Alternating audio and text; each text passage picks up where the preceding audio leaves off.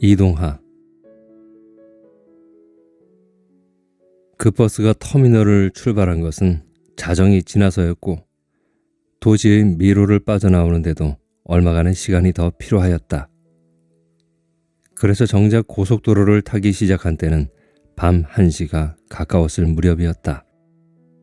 심야 버스였던 것이다. 승객은 모두 해야 20명이 못 되는 숫자였다. 좌석은 출입구가 있는 오른쪽 창가로 나란히 6개, 그리고 통로를 사이에 두고 왼쪽 창가로 2개씩 7줄, 도합 30개였다. 자리가 남아 돌았으므로 뒤쪽은 거의 비어 있었다. 승객들은 등받이를 적당히 젖혀 상체를 편안하게 누인 자세로 대부분 눈을 지그시 감은 채였다. 종점까지는 고단한 밤이 길게 드러누워 있었다. 비디오는 아예 켜지 않았고 조명등도 낮추었다. 잠을 청해보는 것 외에 달리 할 수 있는 일은 없었다. 진작부터 코를 고는 사람도 여럿이었다. 머리 위에서 희미하게 내리비치는 불빛이 승객들의 피곤한 이마를 푸르스름한 색조로 물들이고 있어 차 안이 마치 커다란 수족관 같았다. 고속도로는 어둠 속으로 끝간데 없이 뻗어나갔다. 낮 동안, 때로는 밤중까지도 그렇게 자주 몸살을 앓곤 하던 길이 썰렁할 정도로 텅 비어 있었다. 상하행선 모두 오가는 차량이 드물었다.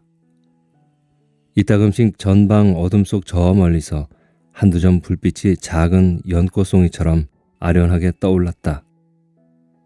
그리고는 물결을 타듯 한동안 조용히 흐르다가 점점 속도를 더하며 다가와 어느 순간 강렬한 빛을 확 내뿜으며 금세 아득히 멀어져 가곤 할 뿐이었다. 가느다란 빛발이 조금씩 흩날리기 시작하였다. 저 을씨름스럽던 터미널에서 출발 시간을 기다리던 때는 물론 시멘트 정글 같은 도시를 더듬어 나올 무렵까지만 해도 공기는 건조했었다. 게다가 바람만은 환절기였다. 가뭄 때문에 고통을 겪고 있는 사람은 비단 천식 환자만은 아니던 것이다. 어쨌거나 가랑비가 시납으로 떨어져 내리고 있었고 그것은 곧 하루살이 때처럼 전조등 불빛 속으로 자우르기 엉겨들었다. 길바닥에 이내 검게 젖었다. 바퀴 소리가 점점 더 크게 울렸다. 1번 좌석, 그러니까 출입구 곁자리를 차지한 승객은 얼굴이 앳된 아가씨였다. 그녀는 요란한 화장술과 얄궂은 헤어스타일 등으로 한껏 위장을 하고 있었지만 아직 10대를 채 벗어나지 못한 나이가 분명하였다. 밤차를 탄 탓일까?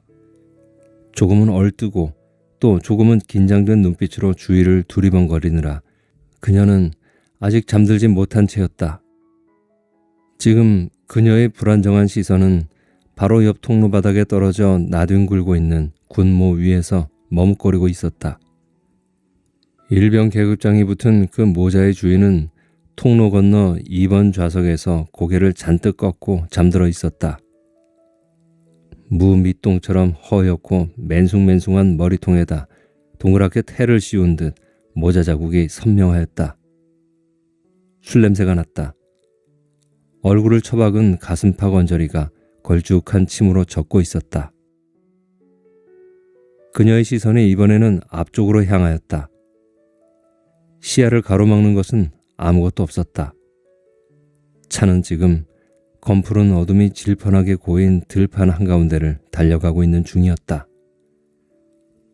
2개의 거대한 팔처럼 어둠을 휘젓고 있는 전조등 불빛 아래 기다랗게 들어놓은 왕복 4차선 고속도로가 한사코 꿈틀거리며 일어서는 것처럼 보였다. 이마개가 싸늘해지는 느낌이어서 그녀는 새삼스레 벨트를 조였다. 이번에는 운전석으로 눈길을 보냈다. 운전에 열중하고 있는 한 사내의 모습이 대각선으로 비스듬히 잡혀들었다. 운전사는 묵묵히 앞을 내다보고 있었다. 머리통이 엄청 커 보이고 구렛나루를 시커멓게 길렀고 뭉툭한 콧잔등에는 젓갈색의 보안경이 걸려 있었다. 옆모습만으로는 사내의 표정을 제대로 읽어내기가 어려웠지만 그러나 어딘가 타인의 시선을 강하게 거부하는 분위기 같은 것을 그녀는 느낄 수 있었다.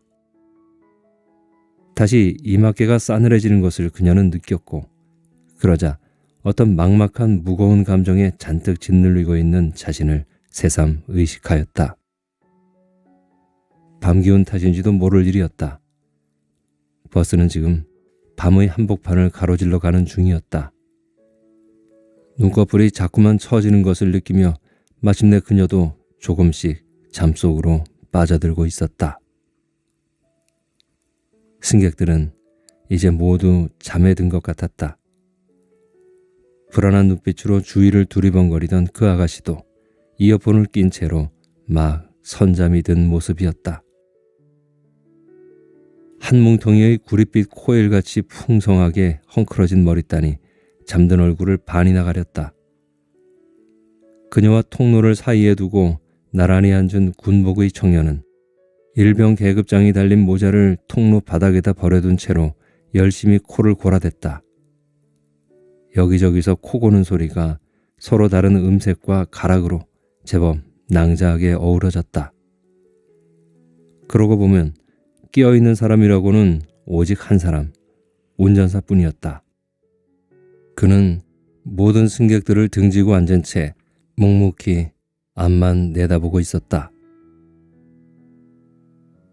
승객들 중 한 사람이 잠을 깬 것은 그로부터 얼마간의 시간이 더 흐른 뒤였다. 통로 왼쪽으로 세 번째 줄 안쪽 좌석에 남편과 나란히 앉아있던 노부인이었다. 아마도 환갑 나이는 진작 넘었을 법한 그 부인은 온화한 인상과 함께 꽤나 화사한 차림새여서 바쁘고 고단하게 사는 사람들이나 신세질 이런 심야 버스에는 도무지 어울려 보이지 않았다. 따라서 잠을 제대로 이루지 못하고 있었던 게 분명하였다. 몇 차례 눈을 떴다 감았다 하던 그녀는 무심히 창밖으로 시선을 내보냈다. 때마침 눈부신 빛 한 덩어리가 어둠 속에서 갑자기 불쑥 나타나 벼락치듯 턱 밑을 스치고 지나갔다. 그녀는 나지막하게 비명을 질렀다. 눈앞이 깜깜해지고 귀때기가 잘려나간 듯 얼얼해졌다. 반대편 차선으로 이제 막 덩치 큰 짐차가 하나 엇갈려 지나간 것이었다. 왜 그러나? 옆자리의 노신사가 부스스 깨어나며 물었다.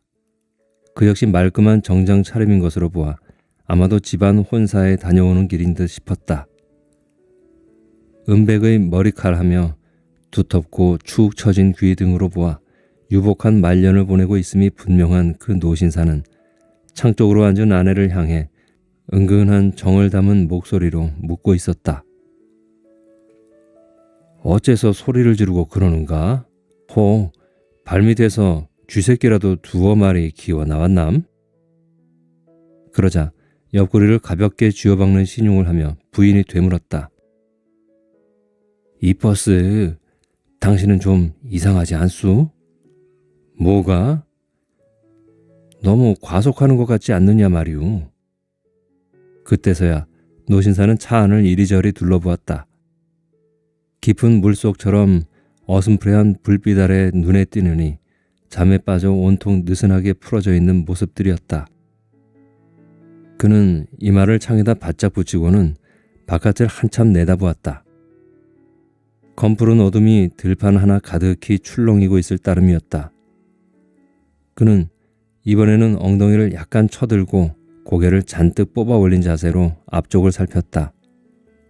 운전석과 객석 사이의 칸막이 때문에 운전사의 커다란 뒤통수와 각진 어깨 죽지만 드러나 보였다. 그런 것 같구먼. 노신사는 미적지근한 대꾸였다. 하지만 뭐가 보여야 말이지. 꼭 굴속을 가는 것 같아. 임자는 안 그런가? 사실이 그랬다. 버스는 길고 긴 터널 속을 통과하고 있는 것 같았다. 어쩌다 먼 불빛이 잠깐씩 떠올랐다 사라질 뿐 끝없는 어둠의 터널이었다. 눈에 띌 만한 것이라고는 거의 아무것도 없었다. 전조등에서 쏟아져 나온 두 개의 강렬한 빛기둥만 바다 같은 어둠을 헤집고 있었다. 암만 해도 과속하는 것 같아 불안해요. 노부인은 방금 남편이 그랬던 것처럼 엉덩이를 쳐들고 목을 한껏 늘여 세 자리 앞의 운전석으로 불안한 눈길을 던졌다. 운전사의 앙바틈한 어깨 근육에서 그녀는 단박 팽팽한 긴장감을 읽어낼 수 있었다. 당신은 젊은 애들 마냥 잘도 잡니다만 난 내내 깨어 있었다우. 그래서 말인데 아무래도 저 사람 조심성 없는 것 같아요. 무지무지 겁 없이 달리고 있다고요, 지금. 밤이라서 속도감이 더 느껴지는 건지도 모르지. 남자의 시퉁한 대꾸다. 그런 정도가 아니라니까 그러네.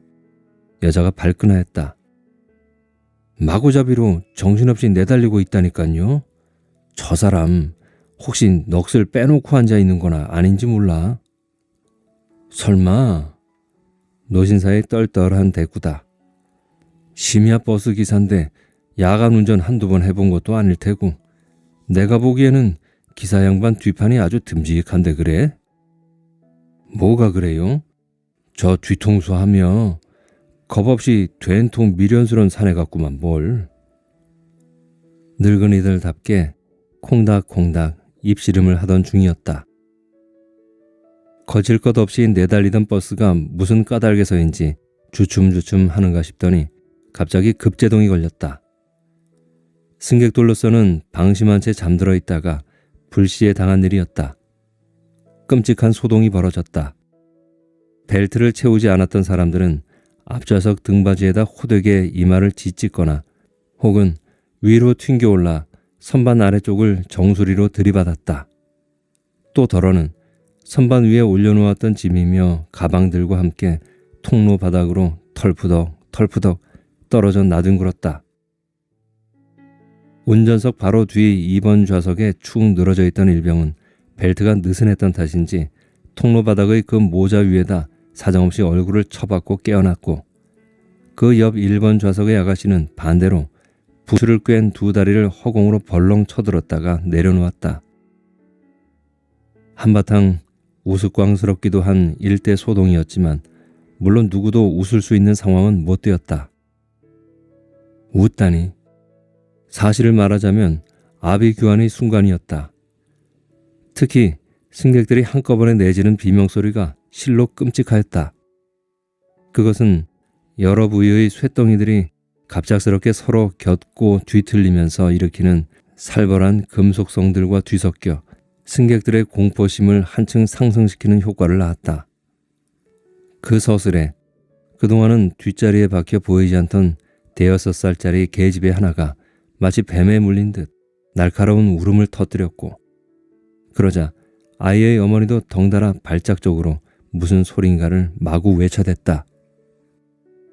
한마디로 지옥 같은 순간이었다. 그러나 참으로 다행스러운 것은 한때 제어력을 잃고 비틀거리던 버스가 아슬아슬하게 균형을 되찾았다는 사실이었다. 덕분에 더 이상 고약한 상황은 벌어지지 않았다. 그랬다. 그들을 실은 버스는 자칫 치명적인 운명에 처할 뻔했으나 참으로 다행스럽게도 절체절명의 순간에 관성과의 저 힘겨운 대결을 가까스로 버텨냈던 것이다. 운 좋게 덫을 빠져나온 짐승처럼 버스는 흐트러진 호흡을 고르며 다시 어둠 속을 내달리기 시작하였다. 악몽의 시간이 지나고 나자 승객들은 잠시 침묵에 빠졌다. 안도감과 그리고 허탈감 때문이었다. 한결같이 넋이 빠진 얼굴들을 한 채 다들 멍청하게 늘어져 있었다. 하지만 그 침묵은 오래가지 않았다. 이제 막 끔찍한 비극을 모면했다는 사실이 분명해지고 나자 그들은 비로소 술언대기 시작하였고 그러자 하나 둘 화를 터뜨렸다. 화살은 당연히 운전사에게로 날아갔다. 무슨 놈의 운전을 이따위로 하는 거요? 감색 점퍼대기를 걸친 남자 하나가 중간 자리에서 벌떡 일어서며 소리쳤다. 앞가슴께에 무슨 전자회사라는 글씨가 주황색 수실로 박혀 있었다. 왜소한 최구에도 불구하고 그의 목소리 하나는 울림이 썩 좋았다. 어떻게 된 거요? 당신 말이야. 방금 졸았지? 졸음운전한 거 아니오? 이런 식으로 차를 모으니까 밤차 타기가 무섭단 말이야. 그러자 그보다 두어 줄 앞쪽에서 몸집이 부대한 중년 여인이 잔뜩 부어터진 목소리로 볼멘 소리를 하였다. 어디다 호되게 부딪힌 듯 그녀의 얼굴 한쪽이 온통 벌겋게 부어오르고 있었다. 이거 봐요, 운전사 양반. 우릴 숫제 떼죽음시킬 작정이라도 했수? 어째 요렇게 베라먹겠으리 차를 몰아요, 글쎄. 운전사에게 화를 내고 힐난하는 소리들이 잠시 더 이어지기는 했지만 그러나 분위기는 곧 누그러졌다. 점잖은 충고가 뒤를 이었던 것이다. 잠자다가 고스란히 황천길 갈 뻔했지 않냐 말이야. 이보슈, 기사 양반. 지금부터라도 살살 좀 몰아요. 어차피 밤새우며 가기로 작정한 거 괜시니 서둘 거 없지 않수? 안 그렇소? 등산모에 카키색 파카 차림의 사내였다. 4번 좌석. 그러니까 오른쪽 창가 두 번째 자리에서 고운하게 잠들어 있던 그는 급제동의 순간에 상체가 앞쪽으로 튀어나간 나머지 자칫 1번 좌석의 아가씨 위에 엎어질 뻔했었다. 생각하면 참으로 묘한 자세를 연출할 뻔하였으므로 지금도 귓볼이 화fat하게 달아오르는 판이었다. 말을 내뱉고 나서도 그는 연신 민망스러운 속웃음을 흘리고 있었다. 어쨌거나 우리 참 낭패 볼 뻔했소. 충격 때문에 약간 쉰 듯한 음성으로 노신사가 말하였다. 이보시게 기사 양반. 제발 과속하지 말고 천천히 가세. 길바닥도 미끄러운 것 같은데 혹 실수하면 어쩌겠나. 무엇보담 안전운행 제일 주의로 가세나. 이런 상황이라면 마땅히 사과나 변명 한마디쯤은 있어야 할 운전기사는 그러나 시종 묵묵부답이었다. 승객들은 굳었던 입을 풀어 저마다 한마디씩 내뱉었지만 운전대를 잡고 있는 사내는 도무지 이렇다 할 반응을 드러내 보이지 않았던 것이다. 하지만 승객들은 그 점을 시비하지 않았다. 그런 것을 가려서 따질 만큼 차분한 마음일 수가 없었다. 얼마나 끔찍한 일을 당할 뻔했는가. 지옥의 벼랑 끝으로 내몰렸던 것을 생각하면 여전히 등골에서 살얼음이 서걱거리는 기분이었다. 승객들은 운전사를 상대로 잠시 화를 내고 심야 운행의 위험을 지적하고 안전 운행을 간곡히 당부했을 뿐. 그리고는 이윽고 잠잠해졌다. 한바탕 소동이 가라앉고 나자 맨 마지막에 남은 것은 그러나 어쨌든 살아남았다는 사실의 소중함이었다. 승객들은 그제야 안도감 속에서 그것을 오롯이 깨달았고 그래서 각자 조용히 침잠하는 분위기로 돌아섰다. 사실이 그랬다. 어쨌거나 살아남았다는 사실보다 중요한 것은 없었다. 자질구레한 사건 사고들은 그만두고라도 툭 하면 대형 참사가 벌어지곤 하는 세상 아니더냐. 믿고 안심할 수 있는 것이라곤 이제 하나도 없다. 세상은 지금 대란 중인 것이다. 하지만 그렇다고 가만히 발 등개고 앉아 있을 수만도 없는 게 또한 사람 사는 형편이다. 그날 운수에 맡기고 쏘다닐 수밖에 달리 도리가 없다. 결국 어떤 경우를 당하더라도 자신만은 억세게 살아남을 수 있도록 그저 행운만 바랄 뿐. 그런데 지금 막 그 행운을 확인한 게 아닌가. 승객들 사이에는 은연중 감사 감동의 물결이 잔잔하게 일렁거리기 시작하였다. 저 노부인의 얼굴은 어느새 온화함을 되찾았고 노신사의 표정에는 자기 운명에 대한 깊은 신뢰감이 내비쳤다. 저 중년 부인은 앞가슴에다 두 손을 경건히 모아주고 있었다. 이처럼 변해버린 분위기 탓에 승객들은 지극히 중요한 사실 한 가지를 놓치고 있었다. 그들을 실은 버스가 여전히 과속 중임을 미처 깨닫지 못하고 있었던 것이다. 그랬다. 운전석을 차지하고 앉은 사내는 자신의 실수에 대한 단 한마디 사과의 말이 없었을 뿐만 아니라 이 점이 더 중요한데 그 이후에도 전혀 조심하는 태도가 아니었다. 그는 등 뒤의 승객들을 단 한 번도 돌아본 적이 없었다. 백미러 쪽으로 눈길을 던지는 일도 역시 없었다. 짐꾼처럼 튼실한 두 팔로 핸들을 감싸듯 움켜잡은 채 전조등 불빛이 긴 터널을 만들고 있는 전방의 어둠만 묵묵히 내다보며 속도를 점점 더해가고 있을 따름이었다. 여전히 가랑비가 뿌리고 있었고 길은 미끄러웠다. 그리고 굽이굽이 오르막길이 시작되고 있었다. 아마도 들판을 가로막고 우뚝 솟은 산줄기 하나를 버스가 이제부터 타넘을 모양이었다. 우람하게 뻗어나간 겹겹의 능선들이 어둠 속에서 어렴풋하게 드러나 보였다. 버스는 겉보기만큼은 새 차가 못 되는 것 같았다. 게다가 거칠게 몰아세우는 주인 때문에 늙은 짐승처럼 금방 헐떡거리기 시작하였다. 오를수록 골은 깊고 영은 높았다. 버스는 진한 물개똥 같은 매연을 뒷공무니로 줄줄 흘리면서 가파른 길을 힘겹게 기어올랐다. 골짜기를 몇 굽이 돌아 산 중턱을 다다랐을 무렵에는 차의 진동과 소음이 예사롭지가 않았다. 계속 무리하게 밟아댄다면 머지않아 덜컥 멎어버리거나 아니면 과열로 폭발해버릴 것 같았다. 하지만 운전사의 태도에는 변함이 없었다. 헐떡거리는 차를 상대로 그는 가학증 환자처럼 점점 더 난폭하게 가속 페달을 밟아대고 있었다. 차 안의 분위기가 다시 싸늘하게 가라앉았다. 잠들어 있는 사람은 아무도 없었다. 단 한 사람, 예외가 있다면 맨 뒷자리에 커다란 푸대자루처럼 구겨 박힌 채 맹렬히 코를 골고 있는 사내 정도였다. 덩치가 보통 이상인데다 만삭의 임산부처럼 배가 튀어나온 그 사내는 애초부터 고주망태가 된 상태였었다. 버스가 터미널을 출발하기 직전 아마도 그의 친구들일 법 싶은 다른 두 사내가 힘겹게 떠매다가 그 뒷자리에 처박아 두고 가버린 처지였으므로 설사 차가 1000길 벼랑 아래로 굴러떨어진다고 해도 쉽사리 깨어날 가망은 없어 보였다. 그를 제외한 승객들은 모두 깨어 있었다. 조금 전까지 젖어들었던 그 감미로운 감정도 말짱 사라지고 없었다. 그 대신 아무래도 심상치 않다 싶은 불길한 예감이 다시 그들 모두의 가슴을 짓누르기 시작하였다.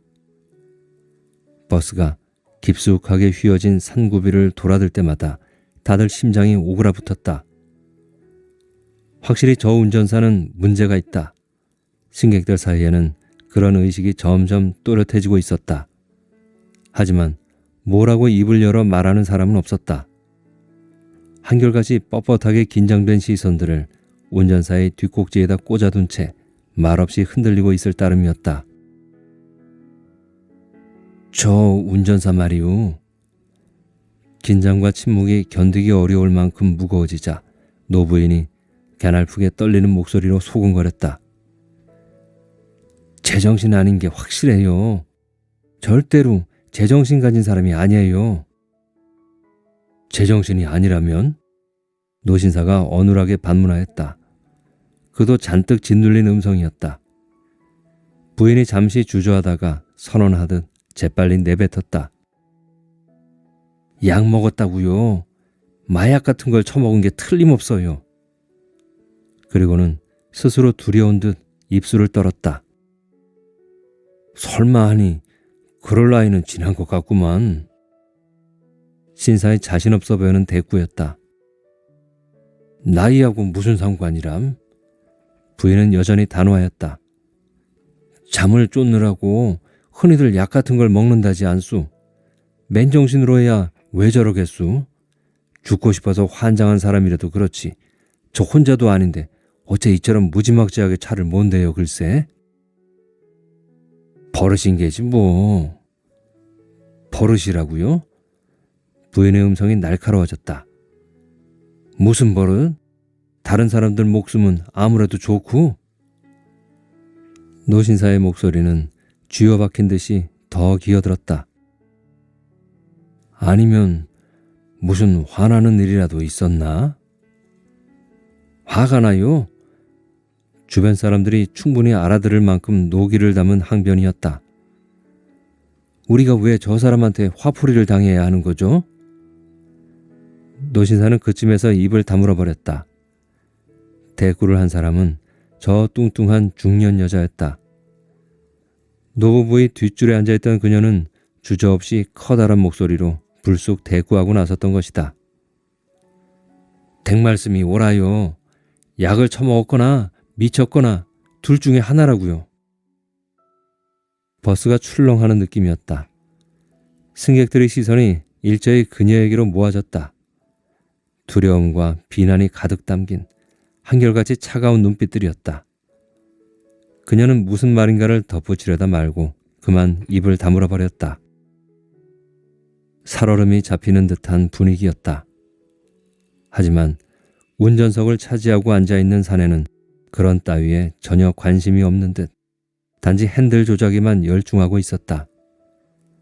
승객들은 점점 더 심하게 헐떡거리는 엔진 소리를 들으며 차가운 침묵 속으로 다시 무겁게 가라앉았다. 그 긴 오르막길의 거의 꼭대기쯤에 이르렀을 때였다. 휴게소를 알리는 전광판 기둥이 저 앞쪽 어둠 속에서 불쑥 떠올랐다. 그러자 침묵을 깨고 노신사가 외쳤다. 기사 양반, 우리 저기 들러서 좀 쉬어가세나.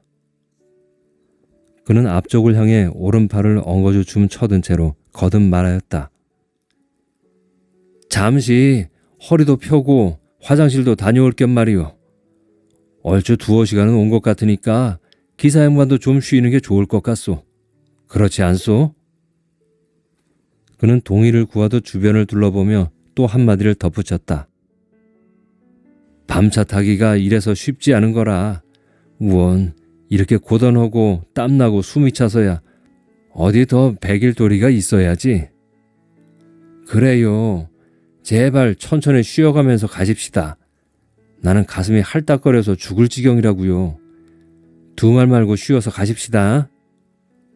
노부인의 맞장구였다. 뒤를 이어 여기저기서 찬성 발언들이 쏟아져 나왔다. 분위기는 금세 쉬어가는 쪽으로 기울었다. 사실 상당한 시간을 달려왔고 또 긴장했던 탓으로 요의가 느껴지기도 하였다. 갑자기 원두 커피가 마시고 싶어졌고 덜어는 따끈한 가락국수가 생각났다. 벌써부터 철구덕거리며 여기저기서 벨트를 푸는 소리가 났다. 하지만 놀랍게도 그들을 태운 버스는 눈꼽만치도 주저하거나 망설임 없이 그대로 휴게소를 통과하고 말았다. 승객들은 벌어진 입을 다물지 못한 채 서로의 얼굴을 멀거니 쳐다보기만 하였다. 정말 놀라운 일이었다. 승객들의 요구가 이렇듯 깨끗이 묵살당하다니. 더욱더 놀라운 것은 그러고도 운전기사는 가타부타 말 한마디 없다는 사실이었다. 그들은 한동안 말문을 트지 못하였다. 급기야는 저 중년 여자가 또 발끈하고 일어섰다. 이봐요, 운전하는 양반. 귀가 먹었어요? 다들 쉬어가자는데 왜 아무런 말이 없는 거예요? 그러자 저 점퍼를 입은 사내도 거들고 나섰다. 전 양반 너무 시건방지구만 그래. 도대체 어떻게 되먹은 사람이길래 손님 알기를 못같이 아는 태도냐고 지금. 입에다가 지퍼를 채웠나 보구먼. 그러니까 검다 쓰다 말 한 토막 없지. 누군가는 끌끌 혀를 찼다. 하지만 그것도 잠시. 승객들은 곧 입을 다물고 말았다. 고갯마루를 막 넘어선 버스가 그때부터 내리막길을 사정없이 굴러다니기 시작했던 것이다. 본능적인 공포감이 순식간에 그들의 분노와 비난을 삼켜버렸다. 당장의 위험이 더 다급해졌다. 운전대를 잡고 있는 사람과 시비할 계제가 결코 아니던 것이다. 시비는커녕 그를 자극할 만한 일체의 언행을 삼가야 할 판이었다. 승객들은 치밀어 오르는 화증에도 불구하고 지금은 철저히 자제해야 할 때라고 판단하였고, 그래서 다들 긴장된 침묵 속에서 운전사의 거동만 지켜보며 숨을 죽였다. 버스는 점점 더 가속도가 붙었다. 흡사 제어 장치가 고장난 차처럼 컴컴한 골짜기를 향하여 거침없이 쏟아져 내렸다.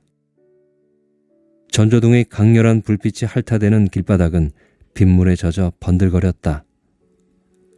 어둠 속에 텅 빈 채로 들어놓은 그 길은 오른쪽 또는 왼쪽으로 자주 꺾어졌다. 그러면 승객들의 상체가 반사적으로 좌측 또는 우측으로 일제히 기울어지곤 하였다.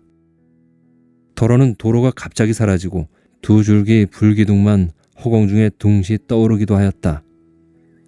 그때마다 재갈 물린 차가 온통 진저리를 치면서 아슬아슬하게 몸을 틀었고, 승객들은 한꺼번에 요란한 비명들을 토해내곤 하였다.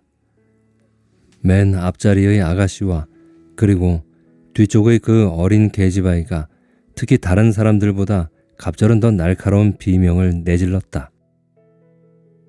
피를 말리는 순간들이 흐르고 있었다. 승객들은 대부분 눈을 감은 채였다.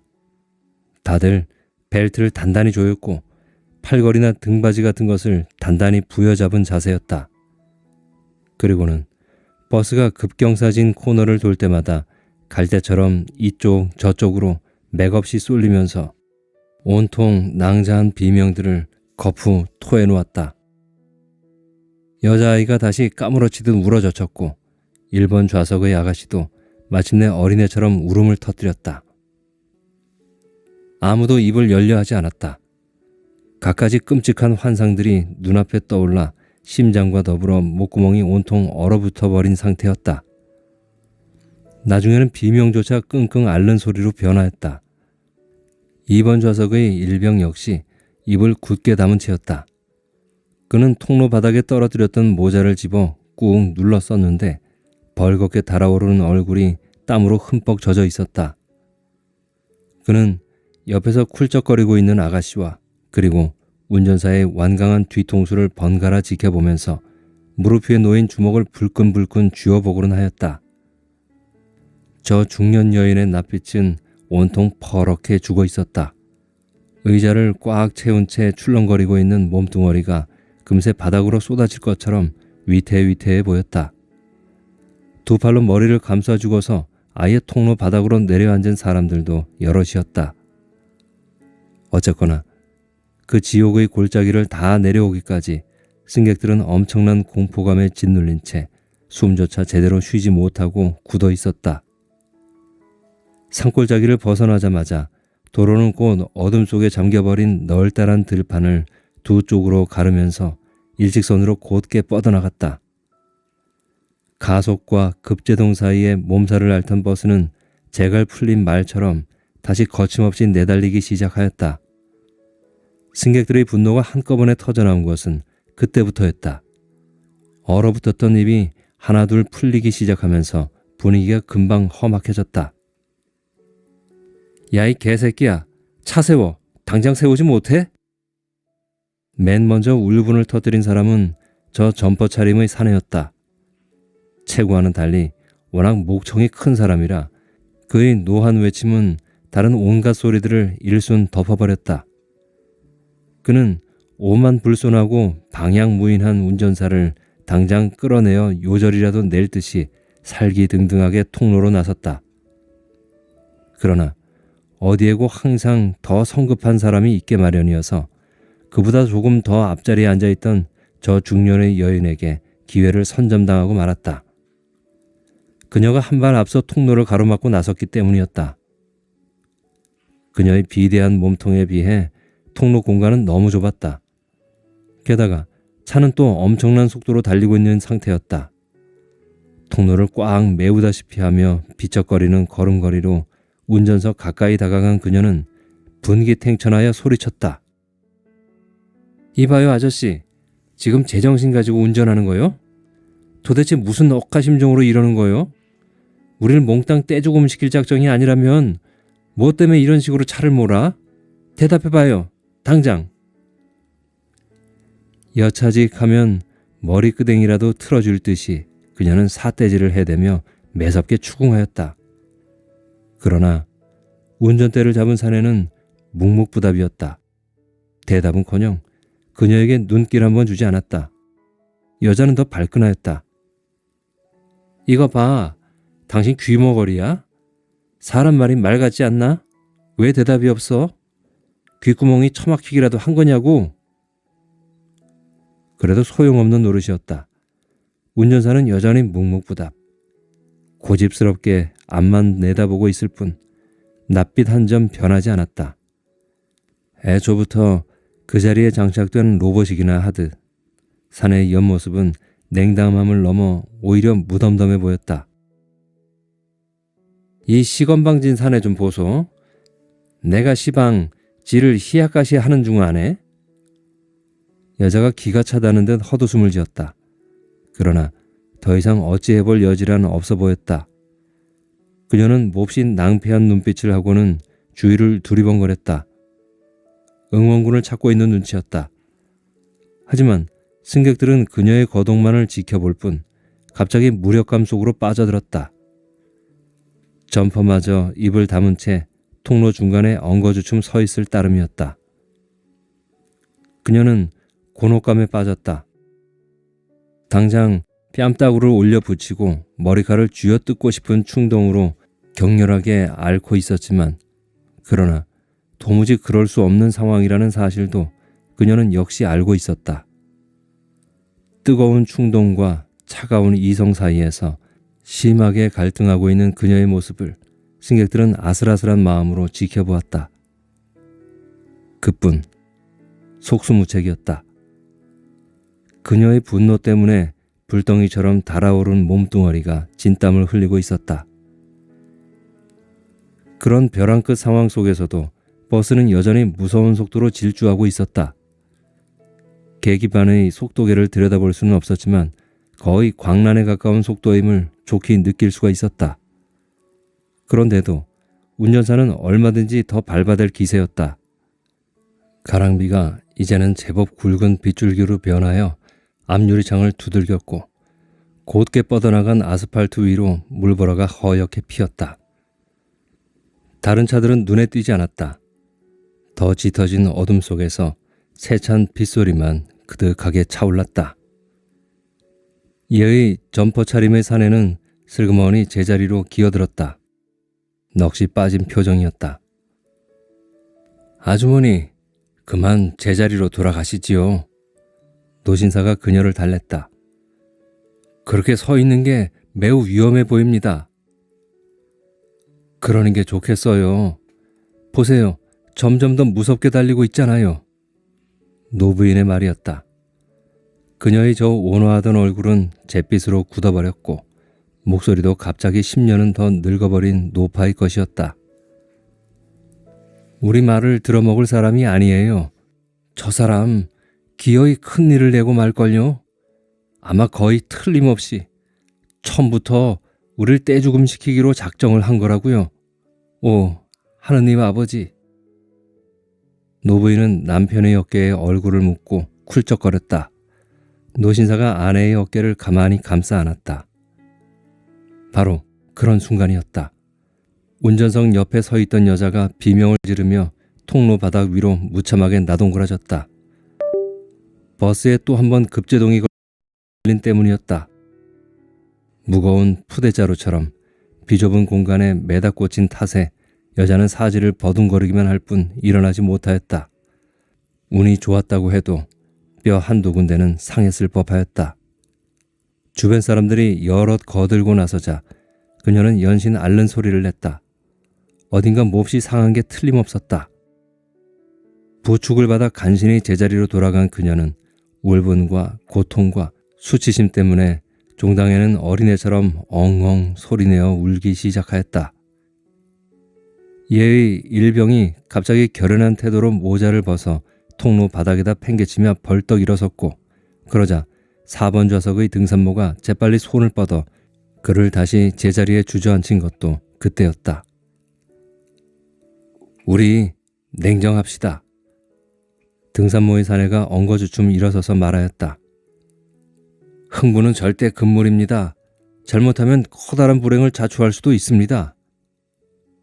그것은 옳은 지적이었다. 승객들은 모두 몸소리를 쳤다. 이제 모든 게 분명해졌다. 지금 자신들이 처해 있는 상황이 어떤 것인지, 그리고 자신들의 생명을 움켜쥐고 있는 자가 누구인지 승객들은 가슴 섬뜩하게 깨달아가고 있었다. 그랬다. 생사여탈의 고난을 틀어주고 있는 자는 하나님도 악마도 아니었다.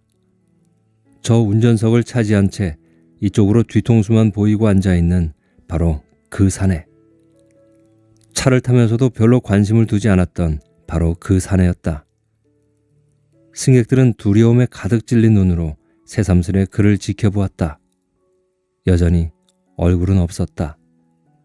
하나의 견고한 벽처럼 그들로부터 등을 돌려댄 채 무심히 앉아있는 뒷모습만 볼 수 있을 따름이었다. 만약의 경우를 생각해서 앞자리에 계신 분들은 가급적 뒷좌석으로 옮겨 앉는 게 좋을 것 같군요. 통로에 선 채 등산모가 말하였다. 중간 이후가 그래도 안전할 듯 싶습니다. 현명한 판단이었다. 이런 속도에서 사고가 발생한다면 어느 자리인들 안전을 보장할 수 있으려마는 그래도 앞자리 승객들이 치명적일 확률이 훨씬 높다고 생각되었다. 맨 먼저 움직인 사람은 1번 좌석의 아가씨였다. 그녀는 재빨리 점퍼 입은 사내의 옆자리로 가서 앉았다.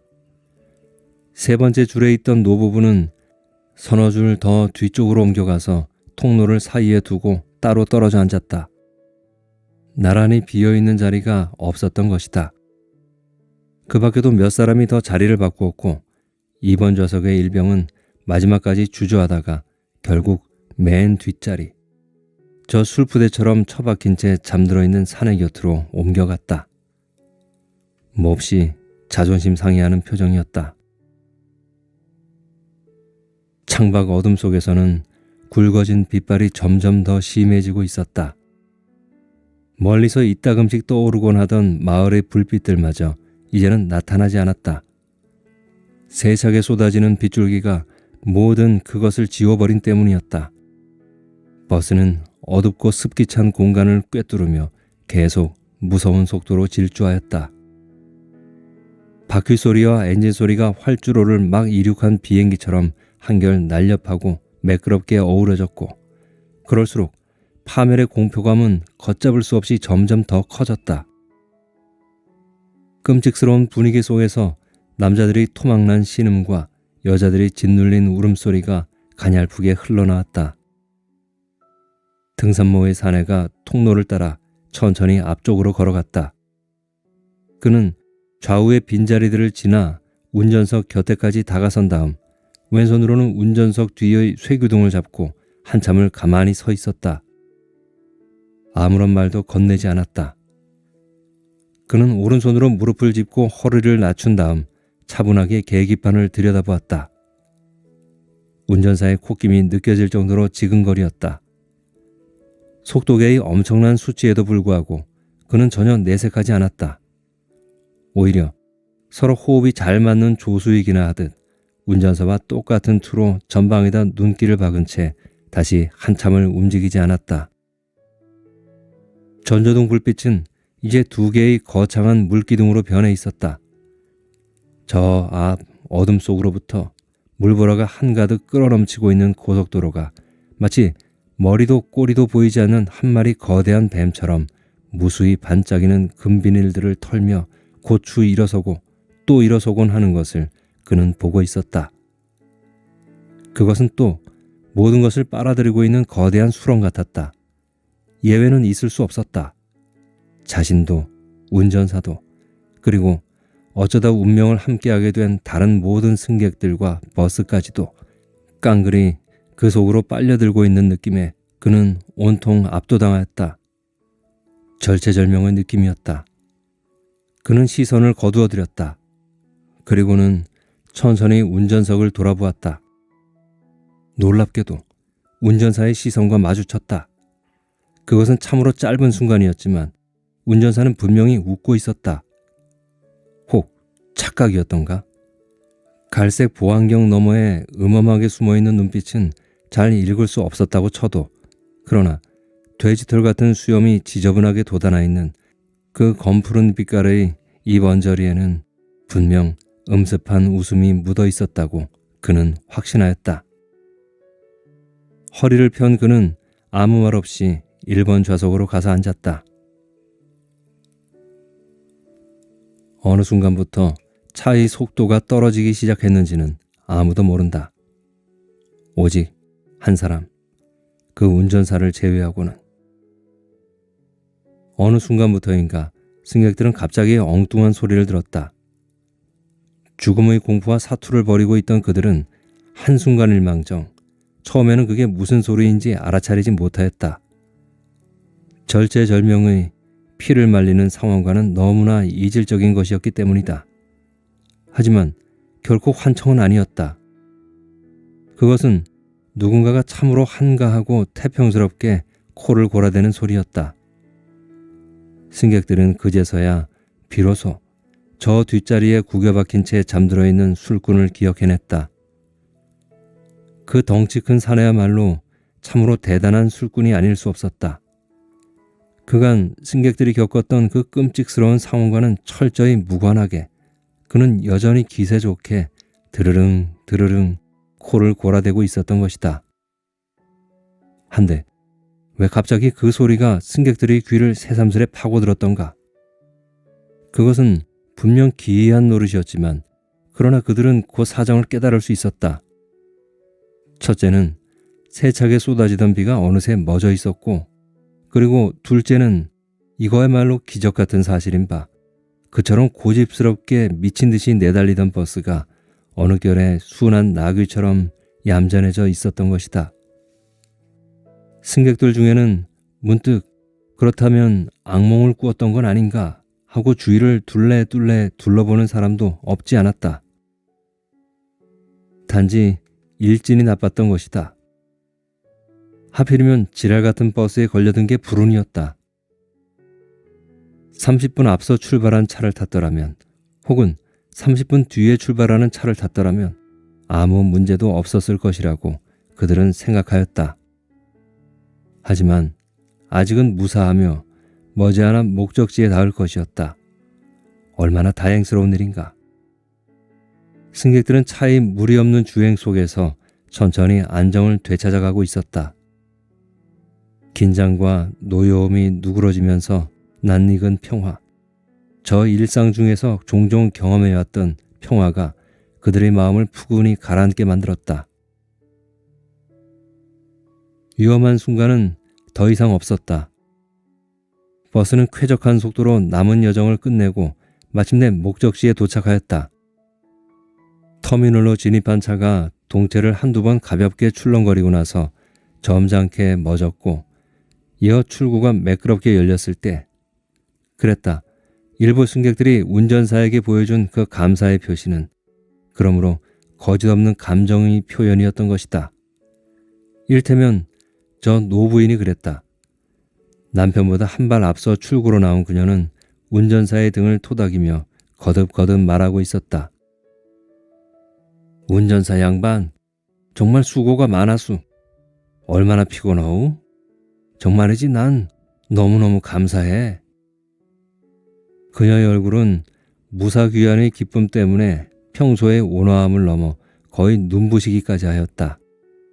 하지만 노신사는 아무 말이 없었다. 그는 꽤나 지치고 시무룩한 얼굴을 한 채 천천히 차에서 내려섰는데 그 거동하며 뒷모습이 노인 티가 완연하였다. 말이 없기로는 저 아가씨도 마찬가지였다. 그녀는 지나간 시간을 이미 마음에 담고 있지 않았다. 통로에서부터 열심히 밖을 기웃거리는 것으로 보아 아마도 마중꾼을 찾고 있는 것 같았다. 그녀는 운전석으로는 눈길 한번 주지 않고 차에서 내렸다. 그런가 하면 저 일병은 좀 색다른 태도였다. 차에서 내리기 전에 그는 운전사의 정수리에다 꼬챙이 같은 시선을 박은 채 잠시 뻣뻣하게 서 있었다. 구겨진 자존심 때문에 일병 계급장이 달린 군모를 푹 눌러쓴 그의 얼굴은 도무지 편하지가 못하였다. 더러는 한두 마디씩 감정이 담긴 말들을 뱉기도 했는데 저 5살짜리 계집아이를 데리고 탔던 젊은 어머니가 말하자면 그런 쪽에 속했다. 당신은 애들도 없어요? 운전이라도 해먹고 살려거든 만법부터 곱게 가지라고요. 말은 순했지만 눈빛은 한없이 차가웠다. 그녀는 서둘러 차에서 내렸다. 가장 험한 말들을 뱉은 사람은 저 뚱뚱한 중년 여자였다. 한바탕 걸쭉한 욕설을 퍼부은 다음 그녀는 온몸이 쑤시고 저린다면서 진단서를 떼어 기필코 네 놈을 고발하고 말겠노라고 거품을 물었다. 하지만 종당에는 저 점퍼 차림의 사내로부터 위로와 부축을 받으며 그다지 어렵지 않게 승강대를 내려갔다. 대부분의 승객들이 그런 식으로 뿔뿔이 흩어져 간 후에도 마지막까지 차 안에 남은 사람은 셋이었다. 운전사와 등산모의 사내, 그리고 맨 뒷자리에서 여전히 코를 골고 있는 그 덩치 큰 사내.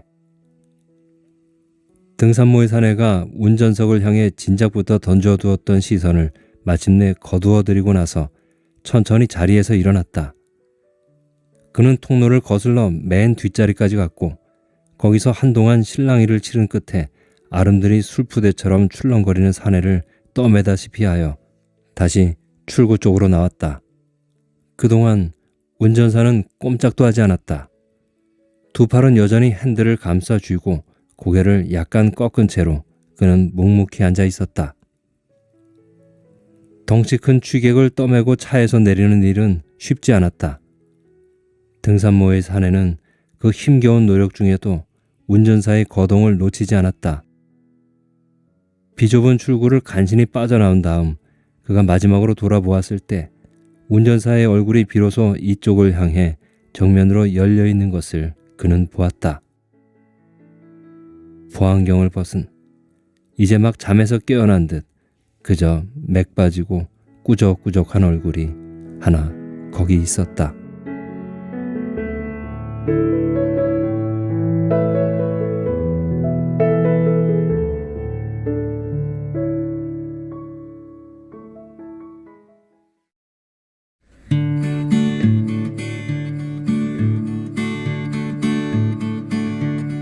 와, 대단하죠. 저는 버스가 운행